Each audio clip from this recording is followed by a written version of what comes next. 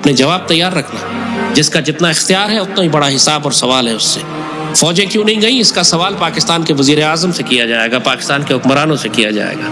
اور فلسطین کے مسلمانوں کی کفالت کیوں نہیں کی اس کا سوال پاکستان کے مسلمانوں سے کیا جائے گا. ایک چھوٹی سی جماعت ہے پاکستان میں جو مسلسل پچھلے 1.5 سال سے رباط, غزہ کے رباط میں شامل ہے, لیکن باقی پاکستانی قوم کو توفیق کیوں نہیں ہو رہی؟ اللہ نے کیوں ان کے دلوں پہ آنکھوں ناک کان پہ مہرے لگا دی؟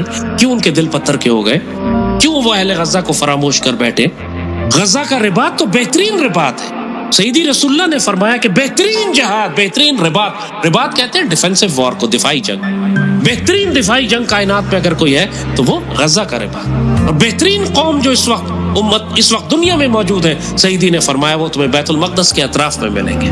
اتنی فضیلت جاننے کے بجائے سیدی نے فرمایا مسلمانوں کو کہ مسجد اقصی کے لیے تحفے بھجوایا کرو.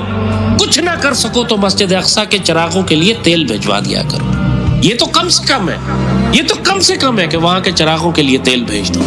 آج مسجد اقصی کے اطراف والے مجاہدین, رباط کرنے والے مجاہدین تمہاری مدد کے منتظر ہیں, چیخ کر تم کو پکار رہے ہیں, اور تمہاری زندگیوں میں کوئی فرق ہی نہیں پڑتا. اسی طرح تم عید کی شاپنگ کر رہے ہو, ایسے ہی شادیاں منا رہے ہو, ایسی سیلیبریشنز کر رہے ہو, ایسے ہی تم سالگرہ منا رہے ہو. تمہیں ذرا سی شرم نہیں آتی ایک لمحے کے لیے رک کے کہ تمہاری اس زندگی میں اہل غزہ کا حصہ کہاں ہے؟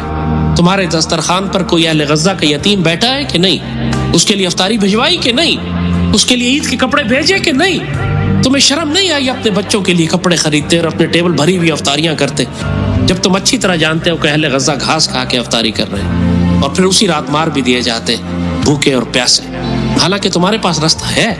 تم یہ نہیں کہہ سکتے کہ مجھے نہیں پتا تھا میں وہاں امداد کیسے پہنچاؤں, رستہ کیسے پہنچاؤں. تمہارے پاس رستہ ہے.